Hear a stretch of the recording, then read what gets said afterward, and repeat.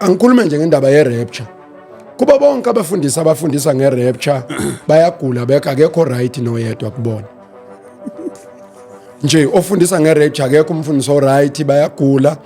And if ever kukhona umfundiso okwazi oyi-psychologist mhlawumbe makhathini ngabancede ngoba udila nezinto eze-marriage counselor, i-psychological, all those things mhlawumbe ngabancede akekho umfundiso right la ekhanda lakhe ofundisa nge-rapture. Hayibo mfundisi. Akekho. Hayi cha uyangidida ke. 2025 qaphelani uJesu uyabuya. Ake ngithathe nje ngisummarize into kamfuthu uEnigma efika nayo.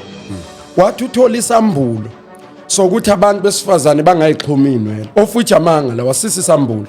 1 Peter chapter 2. Abesifazane bangayiluki inwele bangayifaki inwele ezalukiwe kusisi isambulo kusezwini. Akusona isambulo. Number 2 ukuthi umuntu esifazane angalifaki ibhluko kusezwini.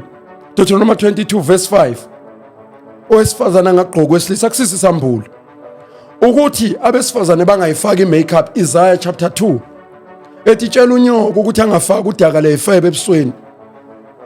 Kusezwini akusisi isambulo. Isambulo ke mina engazivuma ke kulo mfowethu yila ethi khona uthe uNkulunkulu ama-2000 akawafuni.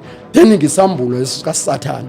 Sengihambile noNkulunkulu ngemncane ngeminyaka kodwa lesi sambulo asikho esinje. Uma kuyisambulo asikwazi ukuphambana nezwi. Kamtshela uMotha. Washo ukuthi akakwazi ukungilalela ngoba basaqoqa amatsibitsibi. Akumele umfundisi acebe ngeshumi.